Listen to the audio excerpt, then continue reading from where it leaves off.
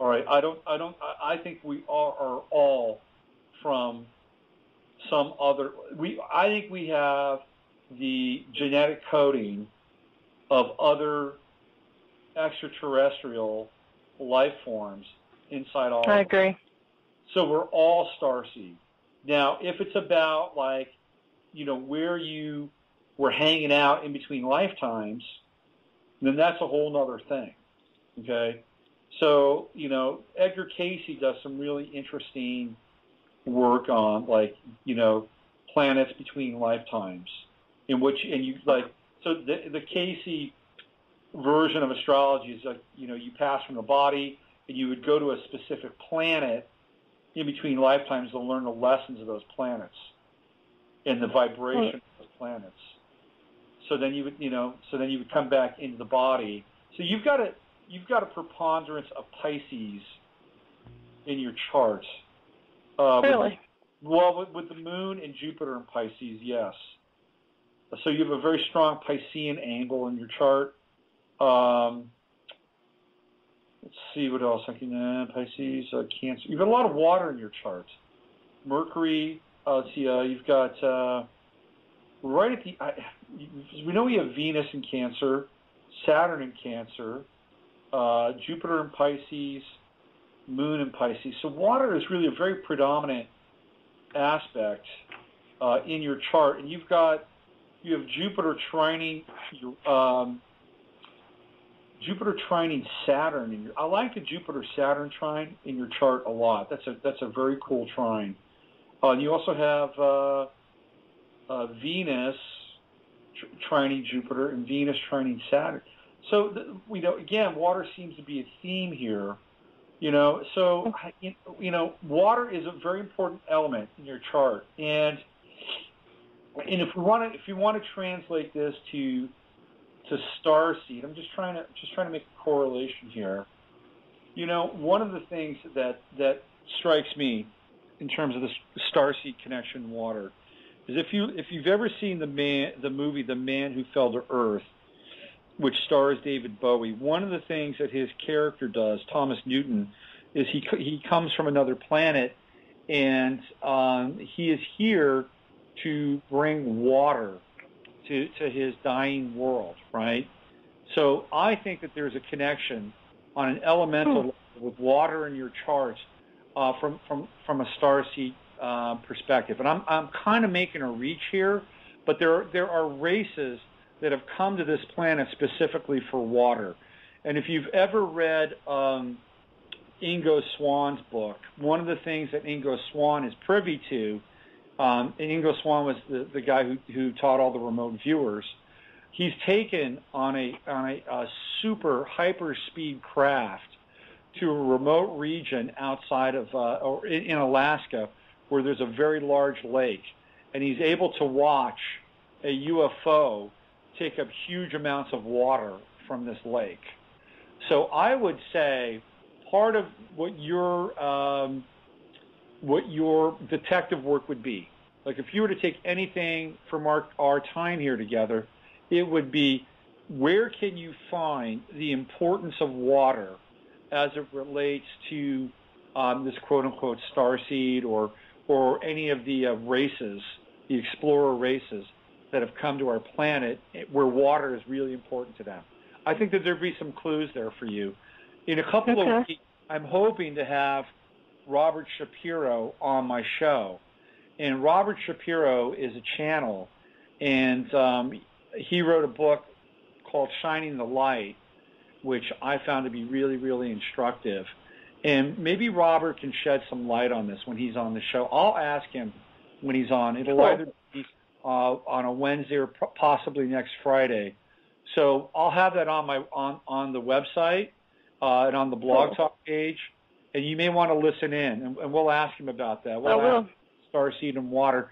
I think there's some clues there for you because of where water is really innately aligned in your chart. That's cool. Thank you. And I didn't know that water was so tied to me, but I will say that the two things that you mentioned, the David Bowie movie, which I haven't seen, and I am a researcher, so I will be checking these things out after the call. But check out The Man Who fell to earth. Go ahead. What's the second point? I'll circle back. What was the other No, one? I was just going to say that's two synchronicities. That and your the Ingo Swann, the remote viewing. Yeah. Synchronicity for me. These two things. I won't go into my any story about them, but I just want to give you the validation that there's synchronicity with the two things you brought up. Well, that's cool. I'm glad that's a cool thing. The Bowie the Bowie movie is really interesting because one of there's a lot of subplots to the movie, and one of the subplots is what happens when somebody introduces advanced technology that outpaces the social economy. That's a really interesting subplot to that movie, and it gets played out in there. So check it out. It's a very cool film. I'm a fan. And thanks for calling in. And keep your eye on, either next Wednesday or next Friday, and we'll have Robert Shapiro on, and we'll talk about this stuff. I will. I'll keep an eye out for it. I'll be here. Thank you very much. Thank you. Thanks for calling in. Thank you. Bye-bye. I've got 10 minutes left in our show. Let's see. Oh, you can't. Okay. I have a. Tell you what I'm going to do. I have to do something very quickly here. I have a business that I have to take care of. I have to write a check for a friend while I'm on the air here, so she has to leave. So tell you what I'm going to do. I'm just going to play a quick piece of music, very, very quick piece of music.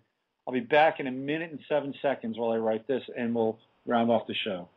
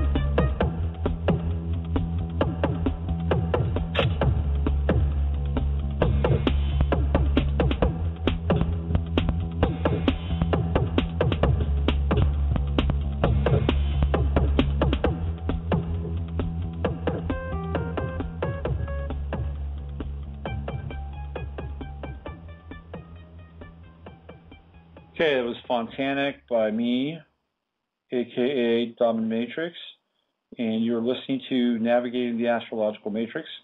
I'm Robert Phoenix. We have just a few minutes left in today's show, and we'll try to get to these last two calls as quickly as possible. And saying goodbye to my dear friend Linda. See you later, Linda. Hi, you're on the air. Hello? Hello? Hello? Going once, going twice. I'll put you back on hold then. Mute you out. Okay, this should be the last caller. All right. It's 11:55, and you've been listening to Navigating the Astrological Matrix. All right, 714, I tried to get to you. You weren't there. I apologize. Looks like you're back on the line. If you want to contact me, you can do so offline at robertphoenix.com, or you can call back in next week, and I'll be happy to take your call. All right, that's it for today's show. I'd like to thank everybody for calling in, and I'll see you guys on Friday with George Green and maybe Linda Kahanoff. You've been listening to Navigating the Astrological Matrix. I'm Robert Phoenix. I've been your guide. I've been your host. I've been your son of a bitch at the end of the show.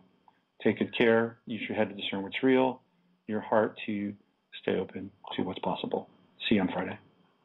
We are living in a computer-programmed reality, and the only clue we have to it is when some variable is changed and some alteration in our reality occurs.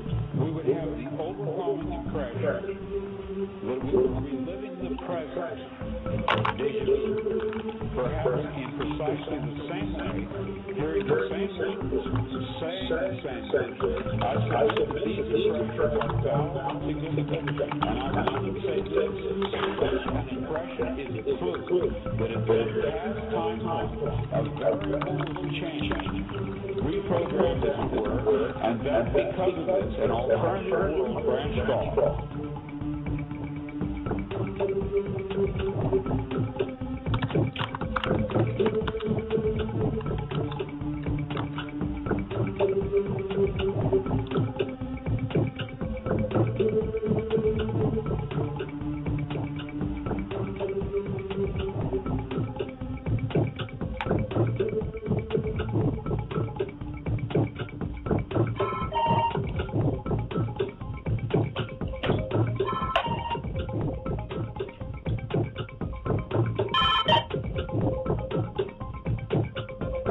reply right back.